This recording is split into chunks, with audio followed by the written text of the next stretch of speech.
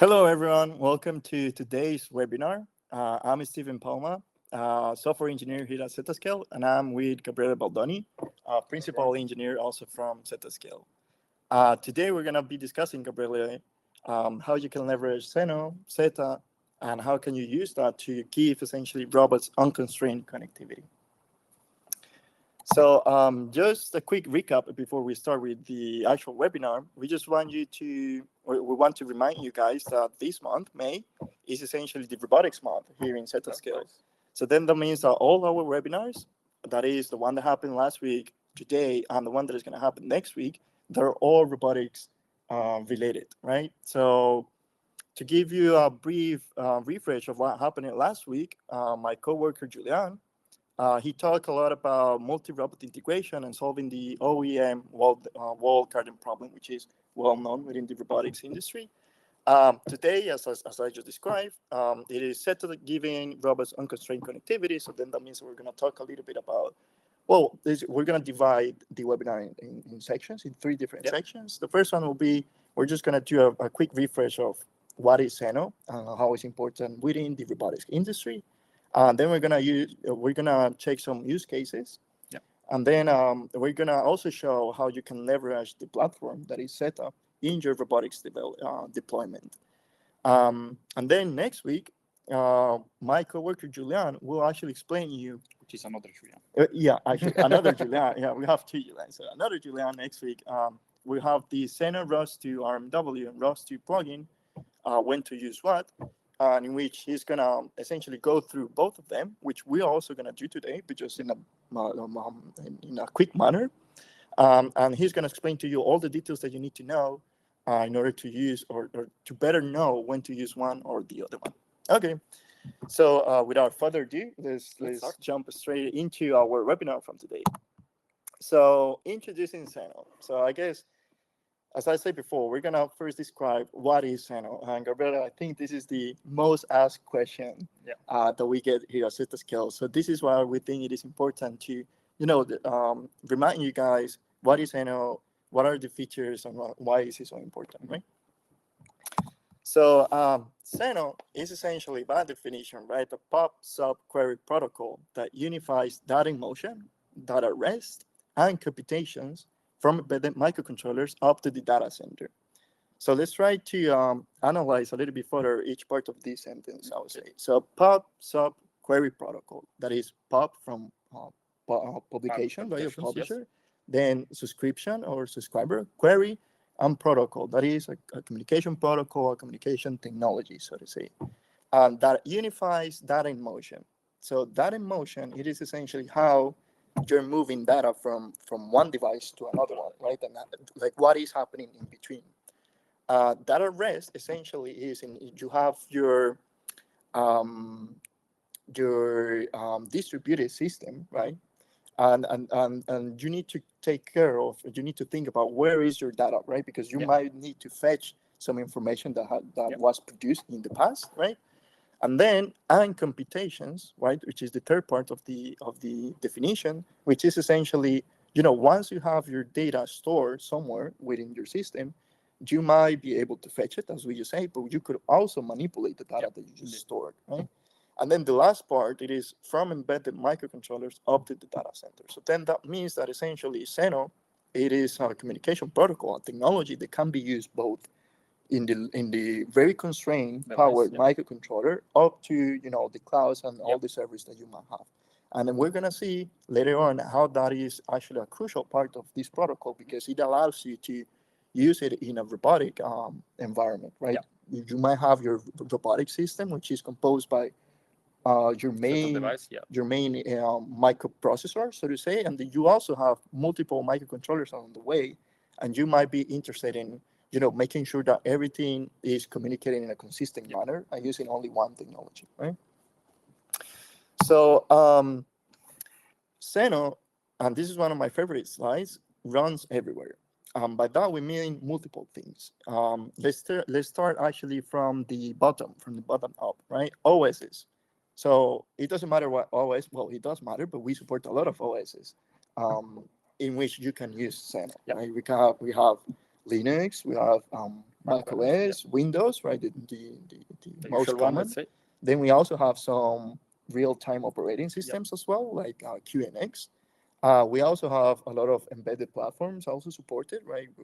Arduino, ESP32, Sapphire, and we also have support for AutoSAR Classic architecture in microcontrollers that are usually meant to the automotive industry. But apart from that, we also, or Zenoh is also able to run, as we just said, in microcontrollers that is very constrained devices, but also in low-powered networks, right? And that is also very important. Then moving upwards, we have support network technologies for transport layer down to the data link. So that essentially means that, Zenoh sits on top of the first three. The first two communication layers, right? That is the network and the transport, right? So then that means essentially that you can use, TCP/IP, UDP/IP, QUIC, Serial, Bluetooth, right? Pretty much everything. Well, not everything, but a lot of things, right? A lot of different technologies that you could use in there, and that is very important. I feel being a robotics engineer, right? Because you don't want to deal with all the complexity of all those technologies, and you care only about writing your own application, right?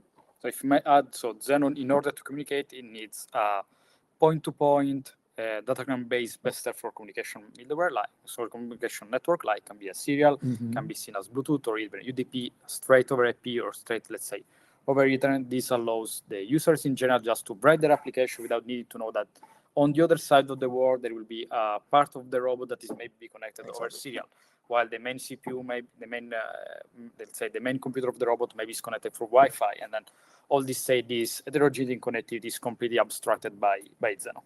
Absolutely, and I think it's one of the most clear advantages of Zenoh that you as an engineer, you don't need to deal with a bunch of technologies that are different, and you need to come by yourself and a way to stitch them all together.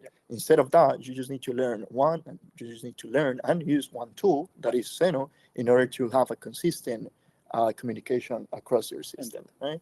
And then the top item, it is essentially that we also have, it is written in Rust, the Zenoh, the main project, the main protocol, but we also offer different bindings, namely, Python, C, C++, which are already the programming languages widely used in the robotics industry. And we also have, what else? Kotlin. We're in the future, we're going to have also TypeScript, JavaScript as well, right? So that means, as the title of the slide says, Zenoh essentially runs everywhere, right? It is just that easy to use as a tool, right? As a technology. Then moving on, any topology. So essentially, when we were designing Zenoh in the beginning, we thought, well, the protocol shouldn't enforce you to use a specific topology, right? That should be a decision of the engineer, right? Of the type of deployment that they want to achieve, right? So that means that, as we see in the middle of the slide, right? Zenoh essentially, you can choose the type of topology that you use. It can be click, that is peer-to-peer, brokered, routed, mesh, right? And if we compare that to other type of technologies that are very well used, right, and adopted out there in the industry, for example, DDS, which is a very cool technology as well, but it enforces you to have a click topology. Because that's the way it was designed. That's the way for the kind of system it was created for, where everything can be connected with everyone else. Exactly. And each application could communicate with all the other applications. Exactly. And that might be very useful for certain type of applications, but in other ones, you might not be totally comfortable with taking that constraint, that topology constraint. And same happens with MQTT, right? You have a brokered topology, which might not be ideal to every type of system. Exactly. So in Zenoh, one of the advantages is that you as a developer, as an engineer, you have the option, you have the opportunity, right, to choose the type of topology that you want to use in your system, right? And the protocol doesn't enforce you any type of constraint in that regard. What I could say is also that, during development, you could also try, maybe connect everything to a router, because at the end, say you don't care that much during development. What is important, the deployment, the topologies during the deployment time, because maybe you say, look, I will have few robots inside the factory, so maybe I want to keep communication local, I'm going to deploy them in a peer-to-peer fashion and maybe add the router in the case I need to bridge to other factories. While with other protocols, you say, look, okay, this is the topology supported, like DDS. It's a click, so full mesh topology. You need to be sure that all your robots are able to communicate with all your other robots. Otherwise, things may stop working. Or with NQT, it's like, yeah, it's brokered, okay, fine, but then where I put the broker? If you want to connect different factories, then all of a sudden I need to put the router on the cloud, which means that two robots that are maybe in the same production line, in order to communicate, they have to go through all the internet and back, which makes little sense. Which also has implications in security, in security, in energy consumption. Indeed. Right. So we're learning how Zenoh is this very versatile communication protocol that essentially it adapts to your needs instead of you adapting to the technology that is out there. So that's not all. Zenoh essentially it has a rich plugin ecosystem, and by that we mean that there is this entity, we can call it that, called Zenoh router, which is a software router, right? Don't imagine like the physical hardware, right? It is just a software router, which it has multiple functions, from which we can imagine it as a core component in your infrastructure, in your Zenoh we will infrastructure. see that later. And we're gonna see that later visually. It is responsible also to route data, right? Like to communicate, well, to essentially, work as a pipe, right? You need to send one piece of data from one side to another one, right? So it does the routing essentially, but it also supports plugins. And by plugins essentially is, let's try to explain it with an example. I think it will be clearer. So let's say that you're very much interested in Zenoh, right? But your system in your infrastructure, you already have a bunch of technologies. So the question is, will I have to swap? Will I have to rewrite? Will I have to redesign all my system in order to use Zenoh? Well, not really. Why? Because if you use the protocol plugins in this example, right, you can deploy a Zenoh router, which has a protocol plugin that is MQTT or TDS plugin.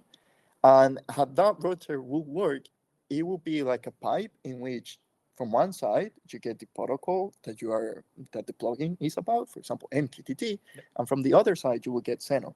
So then that means that you can do a gradual or progressive transformation whenever you find the need for it to use Zenoh, right? So that is the protocol plugins ecosystem, but we also have the storage plugin ecosystems, right? Yeah, right. So the storage plugin ecosystem actually, we say that there is this data rest part in the definition of Zenoh. And by data rest means data that is being stored somewhere. So let's imagine you have your robotic fleet that is moving around, and maybe you want to keep historical data of the LiDARs or of other things. What you could do, you can attach a storage to Zenoh routers or Zenoh application also. And this means that you could store that information either locally, either like, as we see from the slide, to Amazon S3, or you can store like time series data inside an InfluxDB, and so on and so on. This allows you to to have a unified manner to access your data, no matter if it's data in motion, so pub/sub data, so data that is being produced and consumed, let's say, on the fly, or data that is being stored for later use. And what is important to say is also that we have plugins for storage like in memory. In memory means it's a storage that is very fast because it's within the same process, which can also be useful if you want to get some kind of cache of the last information that is being sent. And that could be useful, for instance, to record any data that is being sent over the Zenoh infrastructure, or maybe this will allow also you to store data that is coming from your MQTT publishers, because maybe you have part of your system, as Steven said, that is, let's say, brownfield, so it's still using MQTT, and you just swapped your MQTT broker with a Zenoh router with the MQTT plugin, and maybe now you want to store those data. But before you were doing, I don't know, strange things like subscribing on that site, storing on SQL, storing on S3, and so on and so on. Now you can replace all of this by a Zenoh router with an MQTT plugin and maybe an S3 backend, and all the data will automatically be stored inside S3, and you can recover it still through the Zenoh API or directly through S3 if you need. So what we're trying to say in here is that Zenoh as a whole, it is, thanks to the ecosystem, this plugin ecosystem, is very adaptable. Yeah, exactly. You can have an IoT application, right, in which you have plenty of technologies coming together, right, and you can use Zenoh as the common ground. Exactly. In a very easy manner. You don't need to redesign and redesign your entire system, right? So this is the advantage of the plugins ecosystem, and we are actually going to see an example later on when we go through our team. So moving on, you might be thinking out there, well, Zenoh, it seems very cool, right? It has the plugins, it can run everywhere, right? It is very convenient because it has the pops up query. But where am I paying this cost? Maybe it might be performance, but no, not really. Zenoh is actually blazingly fast, right? First of all, well, I've already mentioned in the previous slides, but it is written in ROS for security, safety, and performance. We also support shared memory and zero copy, which of course that makes it blazingly fast and in your device or in your system. And it also, well, I'm not going to go into details with the graph, but you can get an idea of, how it compares against other protocols out there. Spoilers, is better. Right? Yeah, it's better. It's faster. It's faster. Well, it's not us telling it because these results come from a research paper done by the National Taiwanese University. Absolutely. So it's not only us saying, yeah, guys, this thing is super fast, but also, let's say, other researchers have done this comparison and have shown that, absolutely. Actually, fast. I think I have the impression that we wrote a blog about this performance study. Yeah, we asked them to write actually a blog in the Zenoh website about all the performance, all the performance was measured, how to actually measure performance the right way, and that were the results. So make sure also if you're interested in knowing all the details about performance to check out also the other blog. Great. So moving on. This is actually very fresh. Last week we released our 0.11 electrode release for Zenoh. So you can go check it. Well, I added the link to the blog in which we explain all the new features, right? All the new cool additions that we added into this new release. I haven't mentioned it, but this is essentially an open source project, right? Because we love open source, and also by the end of June, I believe, this year, we're gonna release our 1.0 release, right? Which is the Eclipse graduation release. It's the Eclipse graduation release, yes. So we actually worked a lot on the last years on simplifying the API and make sure that all the API will be stable. So now that we'll be able to do version 1.0 of the protocol or of the API in a way that we don't need to break, let's say, every release. So absolutely, it took a bit of time, but I mean, it's part of the development process. We're getting there. We're getting there. I mean, it's less than 1 month now. That's it. That's it. Okay, good. So I hope you guys that this was a brief summary of what Zenoh is, how it is important, why is it so useful out there in the industry.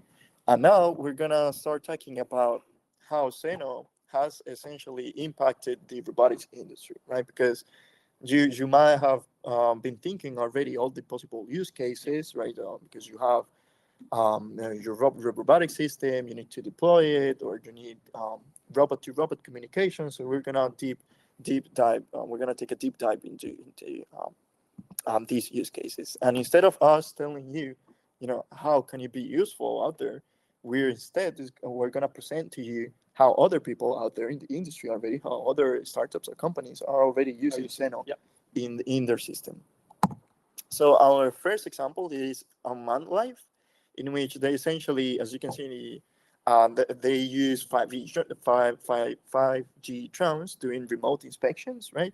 And you can imagine the type of constraints that they might have from the connectivity point of view, right? Also battery, I would say, because I mean, they fly. Battery, absolutely. And in this case specifically, they're using Zenoh for the connectivity for fleet and swarm management. So then, I mean, you can imagine that they have multiple drones deploy at the same time, and they need to interact together. And in that process, over there, Zenoh is helping them achieving their objectives, their communication objectives. Indeed. Moving on, we also have mission robotics, which essentially, so we mentioned at the very beginning the Zenoh is able also to run in microcontrollers. And in this case, I think we can see it very clearly in which we have a system which is very constrained both from its capabilities, hardware, right, and also the environment in which it's going to be. And in that case, Zenoh is still able to perform at its best, right? Because since you can run it in the microcontroller, then you don't need to go into the details of how other technology works. No, you can just continue using Zenoh even for that very constrained hardware over there, and you can you can trust that you're going to have a consistent system. Yep. Right? And then moving on, we also have tractonomy. I'm sorry, tractonomy, in which they have this AMAR, well, multiple AMARs. Yep. Actually. AMAR stands for autonomous mobile robot, for those who are not familiar, and they're using. So they had. It was a very interesting use case, and I encourage you to go check their presentation that they did in our Zenoh user meeting last year, in which they explain in detail how Zenoh essentially enhanced the full architecture, right? Because they were trying to. So as actually, these robots, is something that I haven't mentioned, they were running ROS2, right? So they run into a lot of issues related to DDS, right? Mm-hmm. We're going to discuss a little bit about that later on. And they wanted to aggregate multiple layers that were related to fleet management and then data analytics, right? Yep. But dealing with all the DDS traffic and going over the internet, it was very challenging, right? Even robot-to-robot communication, or maybe having multiple robots in the same network, was already very problematic, especially over Wi-Fi. Exactly. It was very problematic. So they leveraged Zenoh, and specifically the Zenoh bridge, which we're also going to talk about later, to overcome all the challenges. Yeah, indeed. So as you can see, Zenoh is very much involved into the robotics applications as a whole, but it is very much involved in the open source community of robotics, which is, if you are familiar with the open source community of robotics, then you might have heard already of ROS and ROS2, right? For those who don't know, ROS stands for Robot Operating System. Yep. And maybe we had to summarize quickly what it is, right? Just to make sure that we're all on the same page. Essentially, I think we can decompose it in three parts. The first one is the top layer, so to say. It is just an SDK for robotics developers, in which they have access to different libraries of use of applications that are common in the robotics application, right? Like, I don't know, planning, mapping, navigation, right? So that high level library of algorithms, right, or tools that a robotic developer might be interested in to use to develop their own application. Then the second layer will be maybe the hardware blend between hardware and software, right? Because let's say that you have a sensor that is producing some type of data, right? So you could write a ROS driver for it. So you get out of it, you get a consistent type of message of this data. And let's say that now you get another sensor, which it might be from other manufacturer, and you are interested, of course, as a developer, to have the same representation between data between those two sensors, right? So you can leverage the ROS tools to create those drivers for different sensors or even actuators, in order to have a consistent system.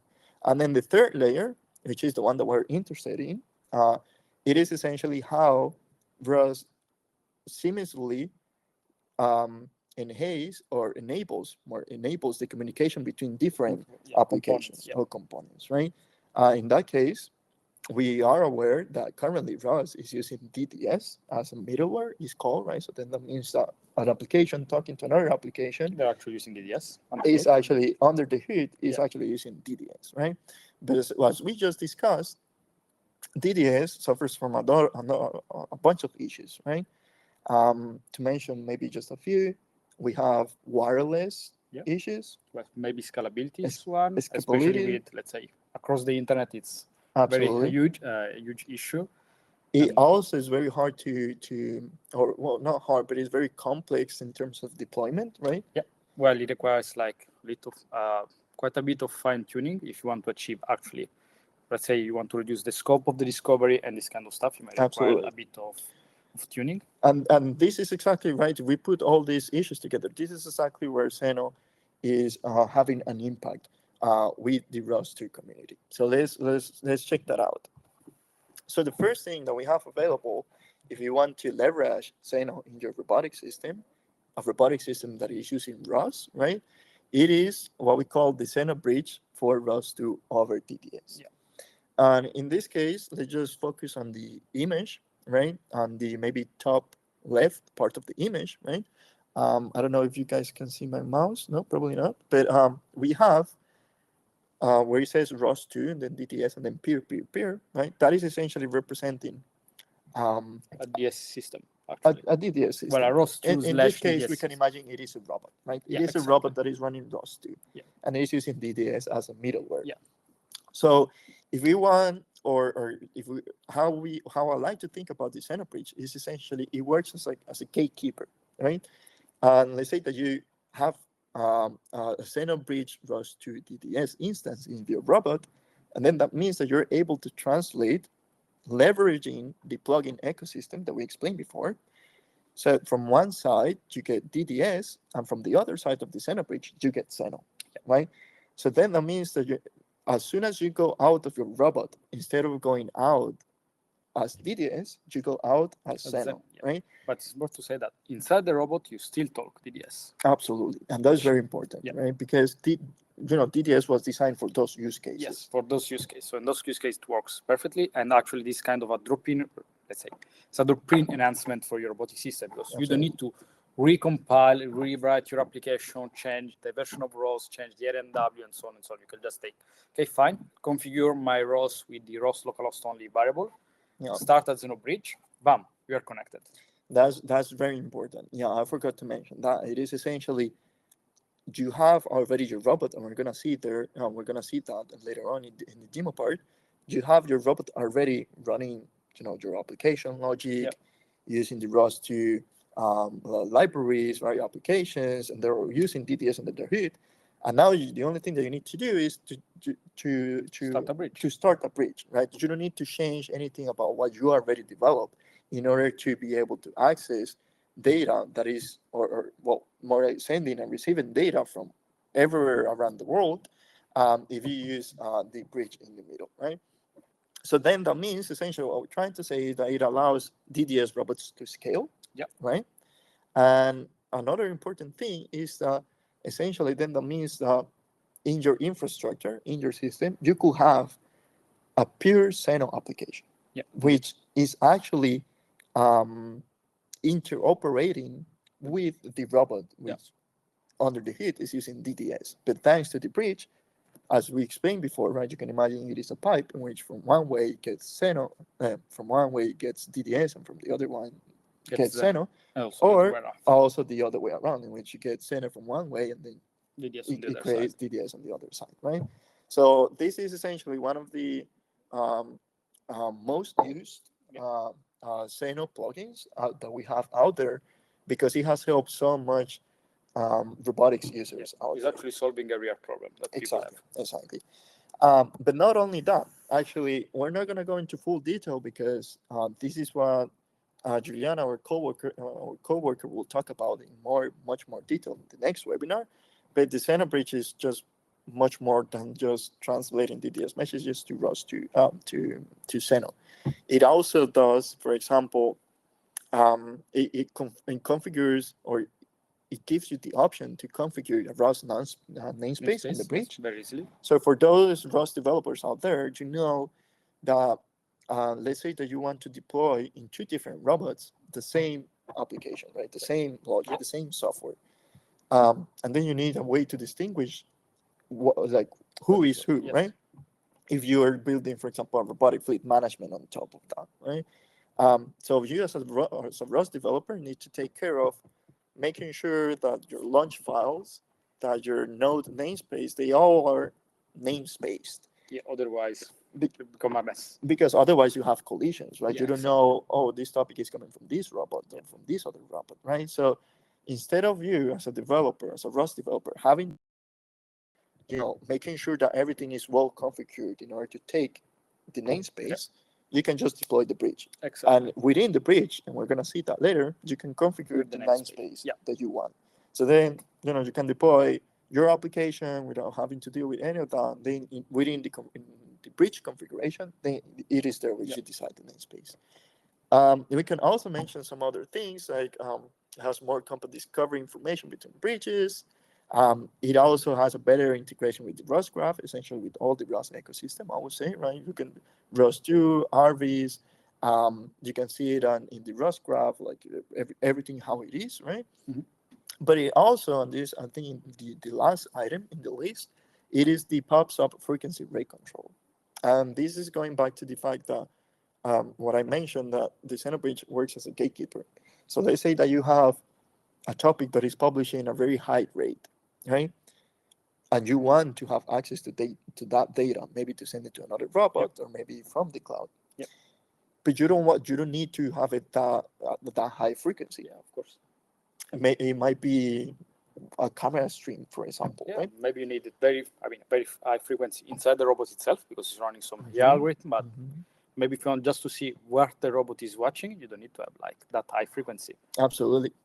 So the Zenoh bridge allows you to control the frequency rate that you want your data to go out of the robot, right? And that is really advantageous for your full infrastructure, because you don't need to have all this data laying around when you also you save energy and also money, because if you need to send your data, you're paying the bill to send this data up to the cloud or to other, let's say, or it's a mobile robot connected with 5G. It's better to save some data maybe because it can be expensive. That's so true, and then actually we're gonna see that later with the Zetta Pass. Then moving on, we also have, so this is another way in which Zenoh is being involved in the open source robotics community, right? And it is essentially that some time ago, I guess some months ago already, Open Source Robotic Foundation performed a throughout analysis of an alternative middleware to use in ROS that it is not DDS based, right? Yeah. So they went out and they investigated they researched all these protocols out there with their own criteria, right, of the type of features that should have, right, and how critical they were.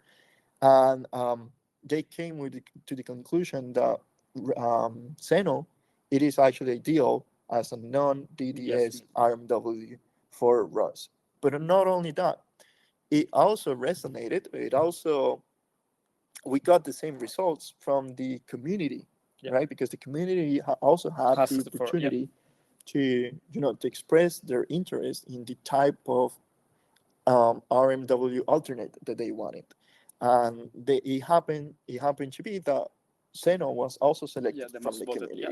So then that means that in the future, instead of having your DDS ROS based robot, you will be able to have your Zenoh ROS based robot.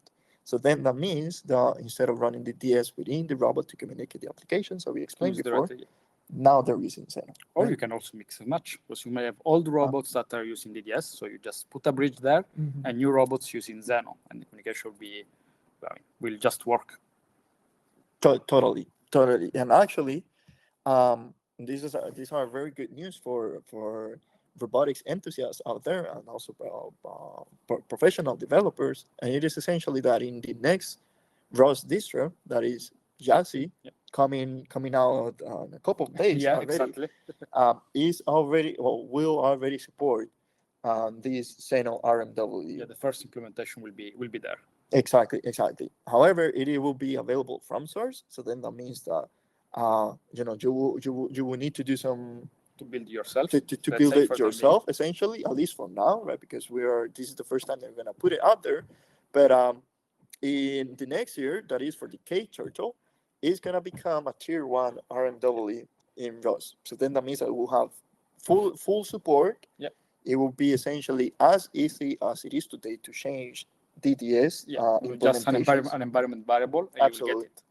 Absolutely. And actually, you don't even have to wait for Jassy to come out. You can go today, get it from the link that you find in the slides, and build it yourself and try it out. Yeah, it would be good to have feedbacks, and I mean, if you and discover let us bugs, know and let us yeah, know exactly. if you solve all your issues related to DDS right now, and you hold up all their expectations that we have out there.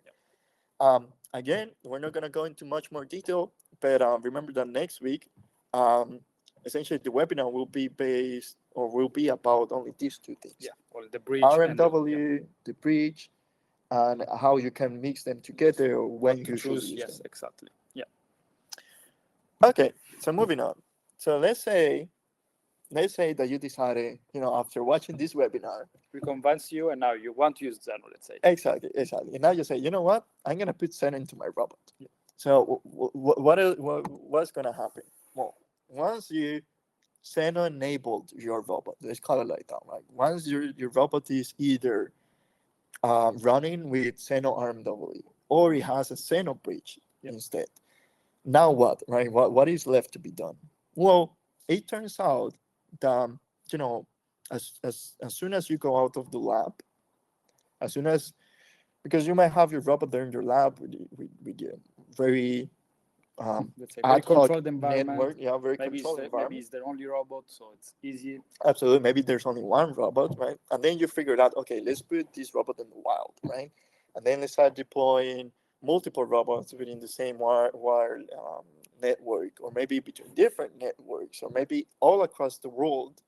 Then you're gonna encounter a lot of challenges, from which, well, we wrote some of them here, right? You can have security issues, right? How are you gonna be sure that your data is secured, or that your communication actually, or you can secure that your communication is secured? monitoring, scaling, management, provisioning, right? All these things are still challenges that you need to figure it out. Even if Zenoh, as a protocol, as a technology, offer you all the features that we discussed at the beginning, once you deploy your system in the real world, you have Things to deal with becomes all a bit these more things. complex, of course. Absolutely. So we have other things like cloud technologies. Yeah, because let's say your robots are maybe mobile robots connected through 4G or 5G, so they should communicate with something that maybe is on the cloud, maybe is on the edge. You should deploy that, but maybe it's not your business because you are a roboticist, so you know how to do robotics algorithm, but you don't care about, or maybe you don't know, it's not your core business to manage a cloud infrastructure.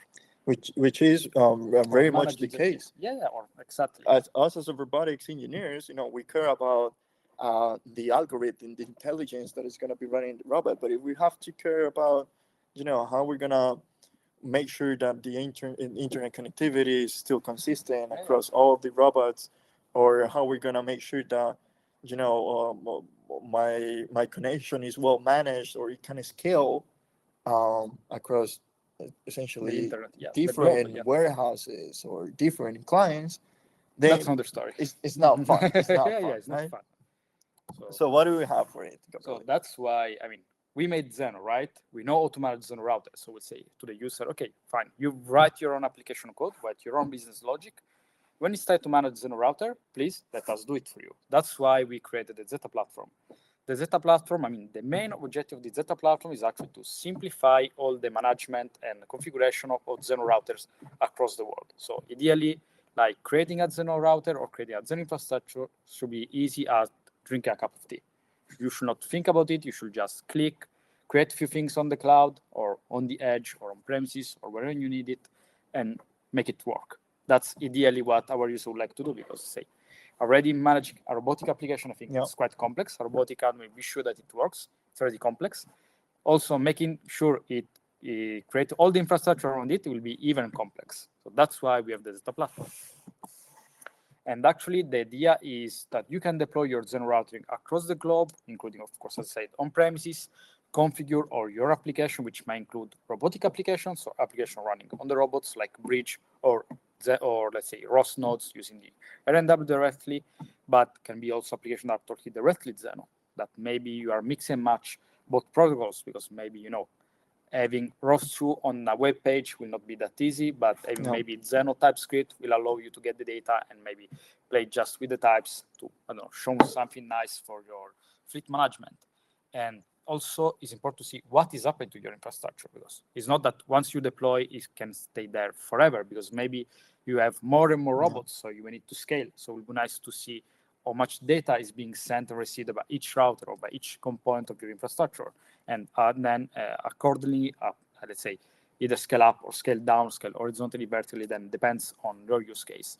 But also we like, the cloud is nice, everything is already there, but maybe you want to keep some data local. So you can also bring your own infrastructure to the Zetta platform, which means you can deploy on premises. Let's imagine the case you are in a factory.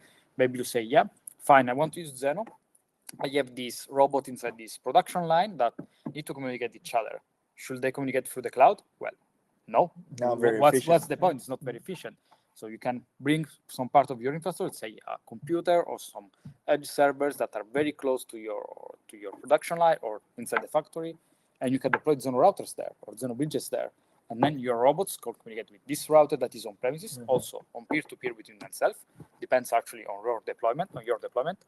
And then this router is going to communicate with routers on the cloud, maybe on the other side of the world, because we have kind of, let's imagine a portal to see the status of the production line for all your factories across the globe. So you understand that you may need to get some data out. But this means that you can also store some data locally. So let's imagine I store some data for security reason inside the factory, but I can fetch it only on demand. I don't need actually to push it all the time. Yeah. That's where the pub sub and the query part of Zenoh play a very important role.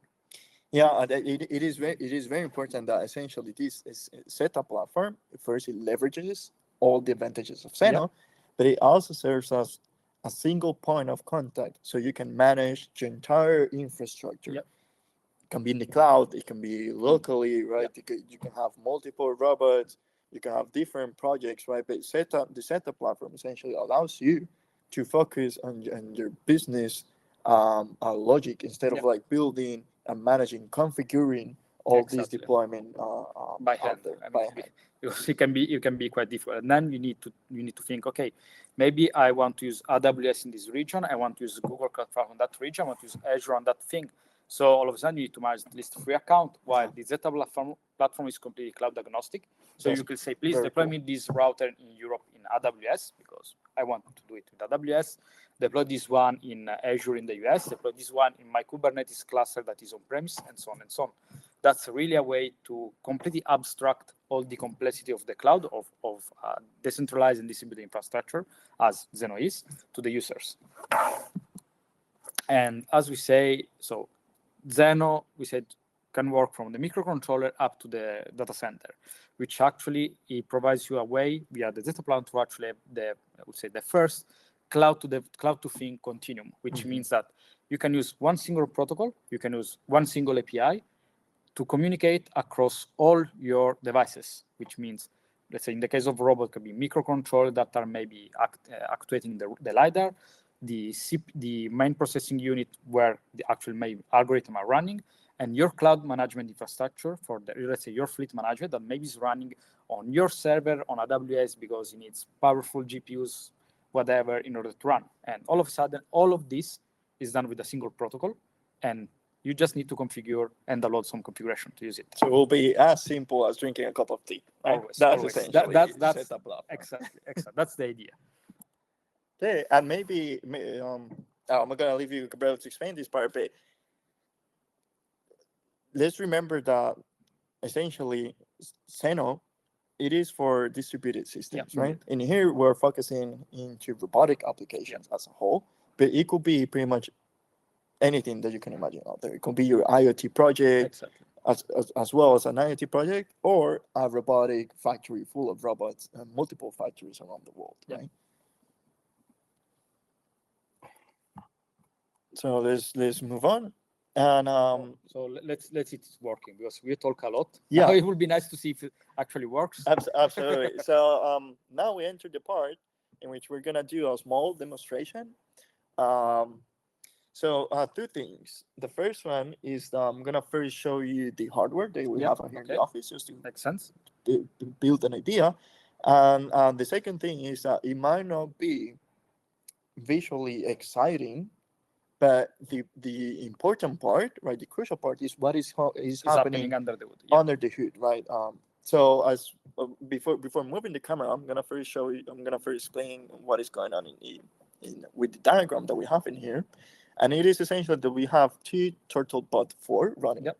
So for those who are familiar, the TurtleBot, it is almost an educational platform. Yeah, kind of a development platform for, well, education mostly, but yeah. Yeah, which is running ROS 2. So then that means that it has a DDS running under the hood, right? And in those robots, what we did is that we deploy a Zenoh bridge, Zenoh ROS 2 bridge. DDS bridge, right? Yes. You got the point. So then that means that we're able to, our robot is already Zenoh enabled, we described before. And we're going to configure in a certain way that it is seamlessly connects and interacts with the cloud with the rest of our infrastructure. Yeah, so as we can see from the slide, we have two of those TurtleBots. Then we have an edge server, which is actually a Raspberry Pi that is over there, actually. Yeah. And our robots are connected both to the cloud, but also to this edge device, which is to mimic the use case in which inside the factory we might want to have robots that are either able to talk directly with the cloud because maybe they are kind of mobile, so they can hand over from the Wi-Fi to a 5G, so they may need to be then connected to the cloud when running mobile. Yeah. While they are inside the factory, they may need to talk with the local router. And then we have, of course, Steam and laptop. Yeah. And then on the cloud, we will have some Zen application running. Which let's see it right away. Right? Yeah, let's see right away. So what we're gonna do? You want to show first the robots? Yes. Maybe I'm gonna leave it in here. But also, well, no, actually, let's go back in here, and you're gonna tell me if you're able to see the robots. So, okay, yeah, perfect. So what we have in here, guys, and go down. Yes, we can see those are our TurtleBots. Actually, those are, let's say, TurtleBot 4. So comes from iRobot. They are like the educational platform to start playing a bit with ROS. As you can see, each robot has a full HD camera, a LiDAR, and another bunch of sensors. So like the bumping sensor is actually a Roomba, but a powerful Roomba in order to develop with it. And then we have our cloud infrastructure that I will show it again. And then if you go there, we will see our cloud infrastructure. So this is actually the platform. So we connected. We have already one project running, and this project we can see all the routers that we have on the cloud. In this case, we have one router in the US, one router in Japan, and one router in Europe. We have our local router. Actually, we could see the different routers. Go back to the home, we could see the graph, and we see that this MQTT local is a local router in which we have an MQTT bridge, and we have actually an application connected to it. Mm-hmm. And you will also see the two robots with this logo and with this like bot 1 and bot 2 written in a knacker way. And as we can see from the legend, we see that there are multiple colors on the link. But what those color means? Those color means the different kind of protocols used during opening the link. So as we can see, all the routers on the cloud are using QUIC over TLS. Mm-hmm. For the one that are not familiar, QUIC is a protocol that is based on UDP and provides more or less, let's say, the same capability of TCP, plus it comes by default with TLS, and that in this case is mutual TLS. So we are authenticating both the robots, let's say one side of the communication and the other side. This allows you to do kind of an access control based on certificate already. Well, it's let's say it's a boundary-based access control, so all or nothing. And also to be sure that the communication is encrypted on that link. Absolutely. So maybe a small detail. Remember that this project, it is already configured, right, and deployed. Yeah. But we're also going to create a new project from scratch, exactly. so we can show you, how we got here, and all the parts that you can configure for your own robotic system, for your own robotic deployment. Exactly. But before going there, let's maybe show how these robots are able, given that they're already connected to the cloud, connected to the rest of the routers out there in our infrastructure. Maybe then we can check how this is being used, right? Yeah. So in this case, let me just check if good. So in this case, what we have in here, it is a website, a browser, right? It's a website. It is essentially connecting to one of our routers deployed, as we can see from there. Exactly. It's one of those robots on the cloud. Given that this application is already interacting with this router, now it has access to easily and secured in a secure way access to the robot data. Exactly. Right? So what we have in here is essentially a way to tell up the robot. We can choose here whether we're moving one or the other one, but we also have. So this is essentially we're publishing data to the robot, right? Yes, exactly. Actually, we are receiving, as we can see from the LiDAR, information from and at the LiDAR part, it is where we are receiving data from the robot, right? Yes. And this is just part of many things that you can do. If we go back to this graph over here, at least for now, we only see the two bots connected, right? But you can also imagine, as we mentioned before, that you might also write your own Zenoh application. Yep.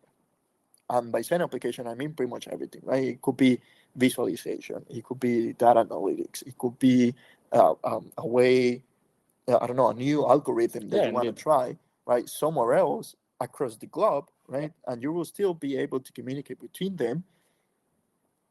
Being the most important factor that instead of you configuring the entire architecture, the entire infrastructure, you use the pass and you did it in just a couple of seconds, right? Actually, let's do that.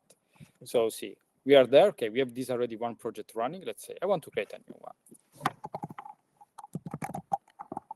If I don't do typo, will be better. Webinar. So let's say I want to get a project called webinar. I could select which Zenoh version I want to use. So let's select the last one that is available on the platform. 011 will be available soon there. And if I want, I could also bring my own certificate if I have a certificate authority, but in this case, I don't. And then I can create different routers. So let's call it a use Zenoh, because maybe I want to play a router there. I could select the size of the router that I want to use and where to deploy it. So it's a European router. In this case, is on AWS. And maybe I want to create another router. Let's put this router in North Virginia. Let's go US East Zenoh. Still small one, and it's okay. Say is enough. I don't want to create any more routers. By default, I mean, are two routers, so I need to connect them. But if there were more routers, I will be asked, oh, I want to connect them. Absolutely. I mean, the two routers that we're going to deploy now in the cloud, they're going to be connected by default. By default, they'll be connected securely through TLS and Quick. Absolutely. So both of the links will be available. And then we could configure storage there. So let's say... Which is part of the plugin ecosystem that we were explaining before, right? So that means that each router out there can be deployed in the cloud or even in on-premise, right? If you want, they can have a storage plugin configured in order for you to store data. Something that we haven't mentioned is that if you have any other application across the globe, right, that needs to fetch that data that you stored, that you previously stored, that application doesn't need to know where the data is stored. Yeah, just need to know its name. Exactly. And the Zenoh protocol itself will take care of retrieving the data and passing it to the application that is requesting it. But it doesn't need to know where in my infrastructure the data is stored. That is the advantage of Zenoh being location transparent. So actually, let's create a storage in Europe. Let's call it StoryU, and we store everything that starts with demo/star. And let's say I want also to create maybe a connector, because maybe in the US, I would like to have an MQTT broker for some reason. So that is another plugin. Specifically for that router, we're going to use an MQTT that is a protocol plugin. Right? Actually, what we could do, if I think, let's remove it, let's create it again. As you can see, there is only MQTT, but then we say support multiple protocols. Of course, on the platform, in the case of deploying routers on the cloud, we see only the connectors, so the protocol plugin that makes sense for the cloud. It makes no sense to have a DDS plugin on the cloud or a ROS2 DDS plugin on the cloud, while an MQTT one makes perfectly sense. So let's just deploy it there. And then we click next. We'll have a summary, either in topology, either in kind of a list. So we'll see, okay, there we'll create a storage, and there we'll create an MQTT plugin. I'll click create, and in a few minutes, actually takes usually around 1 minute, the project will be deployed. So as you can see there, we can see that the project is deploying. We already can see the region where it's going to be deployed, so Frankfurt and North Virginia. Yeah. So this is our dummy project, which we are creating just to show you how easy it is just to deploy routers out there, which on the cloud, be configured as you need, as you might need. But we want also to while configure it deploys, absolutely, we're going to show that later on. But before we do that, I want you to remind you guys that At the end of this demo, we're also gonna hold a Q&A Yep. section. So if you have any questions, make sure to write it down in the chat, and we're gonna tackle them after we finish, showing you all the little details on the pass. But while it's deploying, let's see what the pass provides. So here we have a list of projects, of course, as we can see. For the different projects, we can see the network map, but you can also see the metrics. So as this project is running for a while, it's the one that is more interesting to see the data. Let's say I want to see the data of last month for this project. As we can see, you can see the total query payload bytes, the total put payload bytes, which means all the data that is being sent. And as you can see, robots are quite, especially as we are sending LiDAR information, they could be quite resource hungry, especially on networking. As you can see, for this specific project, we already sent hundreds of gigabytes of data on the cloud. Yeah. And also we can see everything else, like how many replies have been sent, what is the amount of put bytes that are being sent. So you can see there, you can see actually when the demo is running, because there is like ramp up. And you can also see this per router. So if I click on the router, you could see the metrics per router. And maybe there are routers in which more data is being sent, and the routers where less data is sent. So like this case, in the US router, less data is being sent, because also our cloud router, our cloud page, so the ROSCON demo page, is connected to the European router, which means if you go there, you will see a lot more data being sent or received by this router, actually. Totally. You can also, of course, your page, your organization page, change the theme, like gray, light, dark. There is also a Zetta team, a bunch of teams, actually. So you can imagine how, if you want to build a system that allows you to manage, to monitor your infrastructure as this one, it will take you ages, right? And Yes. you, as a robotic engineer, you don't want to deal with that, Yeah. right? You just want to make sure that your robot is running at the right speed in Yes. terms of array frequency, right? That Yeah. your And it's connected SLAM to the router. algorithm is working fine, right? That it is taking the right navigation paths, or it is communicating the right information between one robot to another. So essentially, the pass is allowing you to, take away all the things that come after you enable your robot, so you can focus on Your business logic. Exactly, and what the robot is actually for. Exactly. And then you say, okay, my robots maybe need to be connected to the EU and US. Okay, fine, I'll create a router in Europe, a router in US. That's it. Maybe I want to create more, then I can. So maybe now what we can do is that in here, we only have routers deployed in the cloud. But now let's say that I want to connect my robot, right?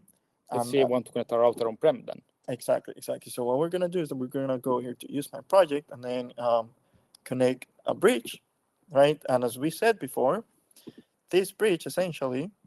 Well, you can select which mode you want to connect your bridge, either as a peer or as a client. You can give a name to your bridge, of course. Absolutely. And then you can select where to connect it. Let's say the European router that we just configured. Maybe it's a European robot then in this case. Yeah, absolutely. And in here, we can configure the type of bridge that we want to deploy on premise, right? Yes. Since we're running Turtlebot robots, which we know that are running ROS, then we can leverage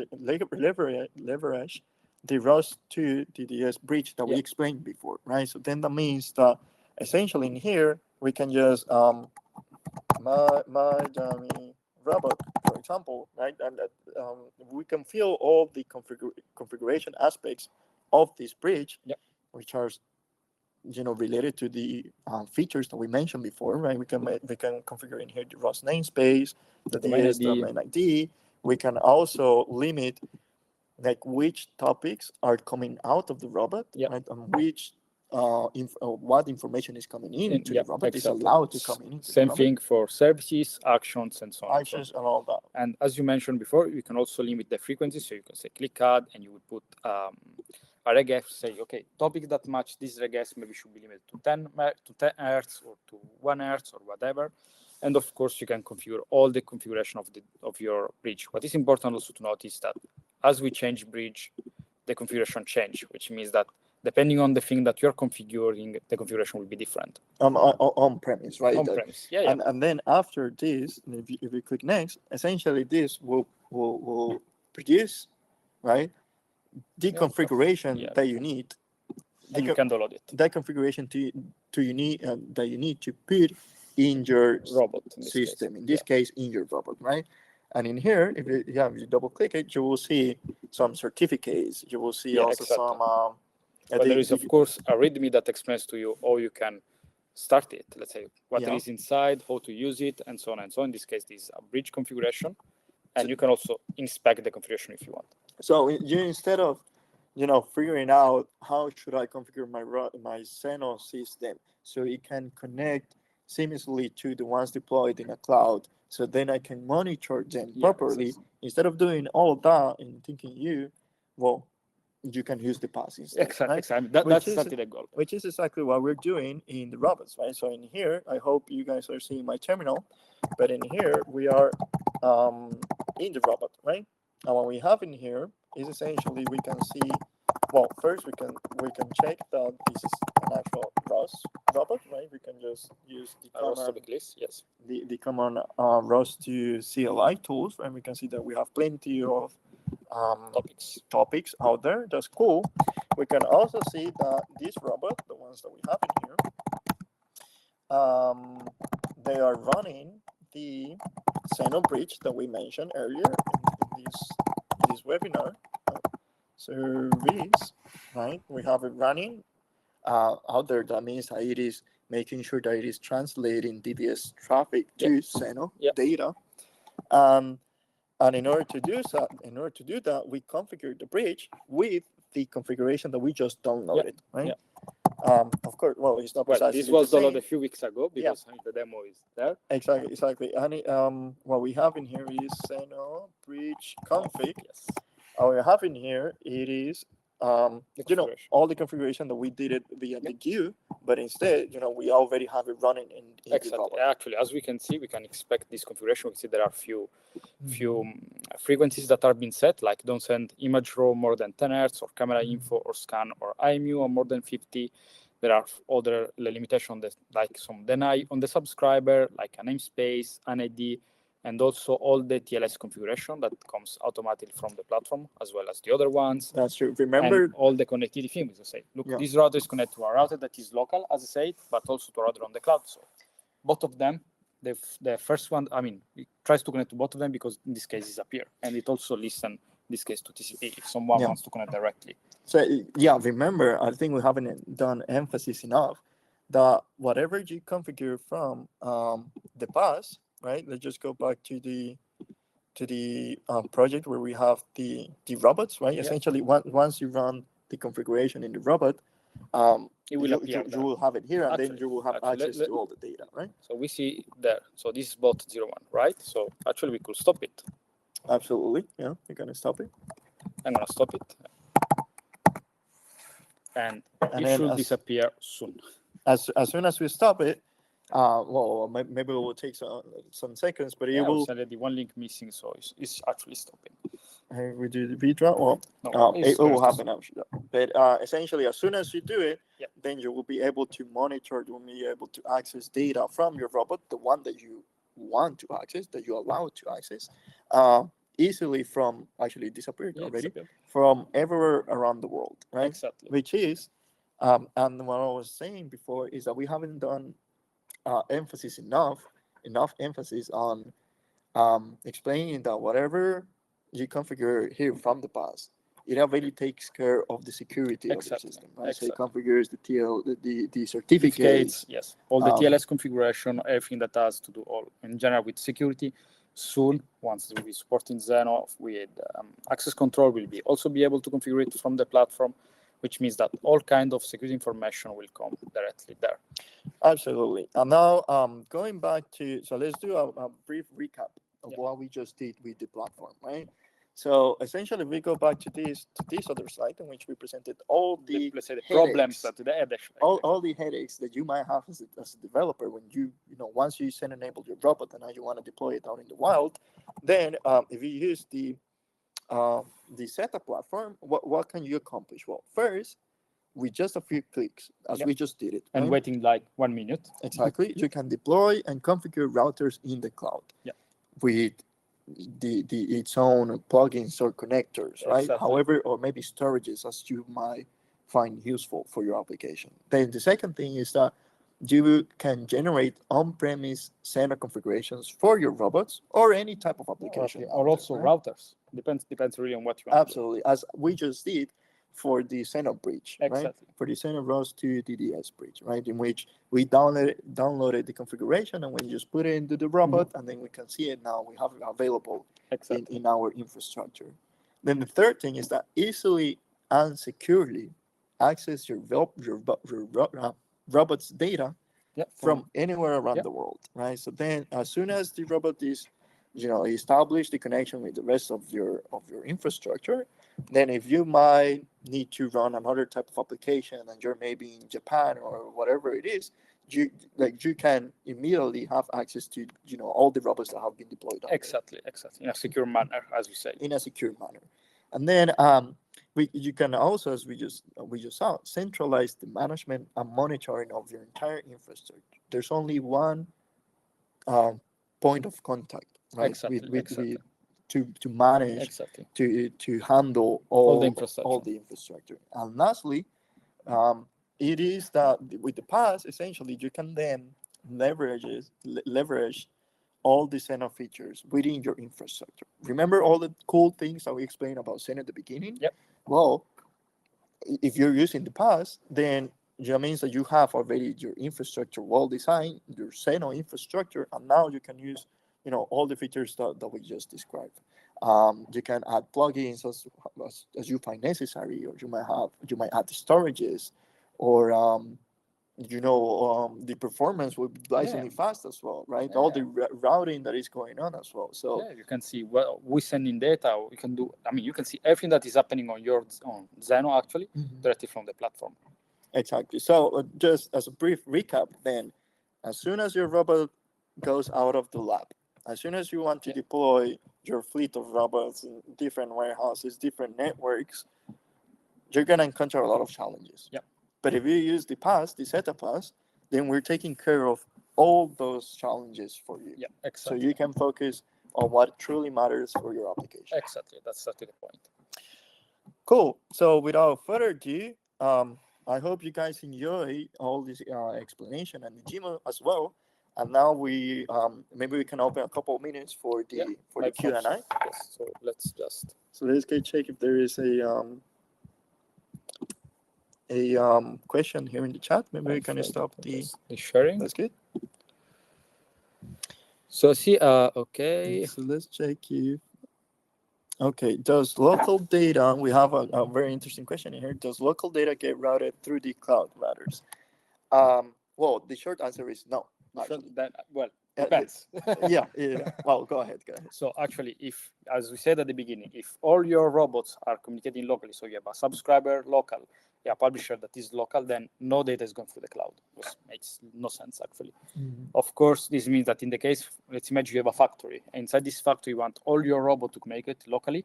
What you will do is either you configure them to be in peer-to-peer mode, either you configure with a local router that acts like a rendezvous point in which they communicate all with this through this local router. Data will go to the cloud through the cloud only if there is a subscriber interested on the other side of the world. Which, let's imagine let's going back to this example of the factory with all robots communicating between themselves. If, for instance, on the other side of the world you want to see the camera of one single robot, then the data is going through the cloud. Otherwise, the data will still stay locally. Absolutely. So what it can remain locally will remain locally. Exactly. Actually, it goes out only if there is someone interested in it. Only if there's the interest to go over exactly. And one important thing is that in the case of storages, if the data is stored locally, the data is not going to be published on the cloud automatically. It is if you ask that data from the other side of the world, then Zenoh will route your request down to the storage, fetch the data, and send it back to you. But the data will be stored still locally. There will be no trace, no copy of this data on the other infrastructure if there are no other, let's say, if you have just one replica of that storage. Efficiency. Of course, it's a way to save energy, to save bandwidth, and actually keep the data secure locally. Because I can imagine inside the factory, you will not like to send like telemetry data of your production line on the internet. Because if there is a data breach and someone is able to get it, then it's not nice. And then we also have a second question, and it is from Francisco. Also, I might have missed it, but why don't we see the teleop ladder web page, the one that we showed before, in the topology map in the past, right? So let's do a recap on that. So we have in here the I system. will not see your screen. Oh, To share yeah, again. of course. Well, I'm just gonna do it very quickly for you guys. I have to share my screen. Blah, blah, blah. Okay, it should be good. So we have in here the topology map, right? Yep. That is what is deployed out there, what is send or enable. Yep. But we also explained that we were able to tele up the robots and see the data from this website, right? So the question from Francisco That's is why this website is not there. as we can see in here, we only have one robot, right? An application, the application, the local application that we have in here, but where is the website in this topology map, Gabriele? Well, so the website so far is using the REST API, which is not kind of creating a session to Zenoh, so that's why we cannot see it on the web page. In the future, actually, we are working on the TypeScript API, and once the TypeScript API will be available, we will upgrade this demo application to use the TypeScript API. In that case, you will be able to see actually the application connected to the infrastructure. Voilà. I think there is another question. So we said that our robots use ROS2 with DDS. Yes. So, but what about DDS metrics? Can we see them? Absolutely. Actually, yes. Sorry, not that one. Not that one, and of course. All right, we're back online. Back online, and actually, sorry, I lost Safari. Yeah, it's there. So actually, let's actually do a sneak peek of a new feature that is going to come soon. So we say those robots in this case, they are using ROS, right? Yeah. They're using DDS underneath, which means that they are creating a bunch of topics. And as we can see, we didn't see yet those topics on the platform, but actually on a feature that we are working on to improve the monitoring is the possibility to inspect what is the DDS data that is being sent. So in this case, we have this other project that is running on our development infrastructure that will soon be released together when we will have the 0.11 on the platform, from which we can actually see like information about the different topics that there are on DDS. So in this case, there are. And it is important here to mention that the robots will still be Zenoh enabled. Yes. Right? They will still have the Zenoh bridge, so to say. But given that there is DDS traffic happening inside the robot, and we have a way, the gatekeeper, so to say, the bridge in this case, in order to understand what's going on in there, then we are also able to visualize. Exactly. So we can fetch this of course, in a secure manner from the platform to inspect all the DDS traffic. Exactly. And for instance, let's take this circle example. We have two participants, which could be seen as two different applications. I can click, actually, let me click on, I have different readers. Readers is kind of a subscriber. So if I click on this subscriber, for instance, I can see all the QS. And there is a little red thing. So maybe there is something that I should pay attention. And actually, the platform is going to tell me, inspecting this data, maybe I have a QS mismatch. So maybe let's imagine you create your robots, you bridge them, and they say, yeah, but I'm not receiving the data from the other robot. Why? You can connect from the platform and see, I did a mismatch on the configuration. So in this case was, I think this is, how is this the name? An ownership thing. I say, okay, all of them are shared. This one is an exclusive, so I'm not kind of receiving the data. Why? Because I did a mismatch maybe in my QS. And this, of course, allow you to, let's say, debug your system easily without needing to play too much with tools and from the command line and so on. You could debug it actually from the other side of the world. Let's say one of your customers tells you, look, my robot doesn't work anymore, and maybe some misconfiguration happened on the topics QS, and you can see that from there. So it is yet another feature that will allow you to easily manage and monitor your infrastructure, your robots out there in the warehouse. And I want to add also another thing. So we create there a project with a storage, right? So we connect there, we see that there is a storage on demo, star, and there is an encrypted bridge. But actually, what we could do from the platform, we can also query some data. So let's imagine I want to get all the data that is on that storage in a periodic way. So there is no data because we didn't publish any data. I could actually put some data. So let's call it demo hello. So in here, we're both demonstrating the ability that from the past, you can both subscribe and visualize from whatever data you're interested in your entire infrastructure. But you can also publish, so to say, which is the put that we just did, to any key expression out there. Exactly. So as we can see, we did the put on demo log from web, and we have our data. If we want, we can do another one. So this is at the same time, subscriber are publishing via the pass, right? But you can imagine the subscriber is actually in the robot or in any other type of So let's device. imagine you have one of your robots that maybe send you some data that is human readable, because of course, if you try to subscribe to an image, you just get the X dump, and then you need to figure out that is an image, because of course it's not easy to discover. But then maybe, I don't know, it's putting out some JSON from status. You say, but why this robot, what is happening? Actually, you could subscribe and just see from the platform where the data is. Absolutely. And then maybe the last question, as we're running out of time, and it is, what is the difference between a robotic fleet management and the PaaS? Yeah, right? yes. Because we can see that from the PaaS you can monitor and you can inspect the data, but does that actually mean that it is intending to be a robotic fleet management?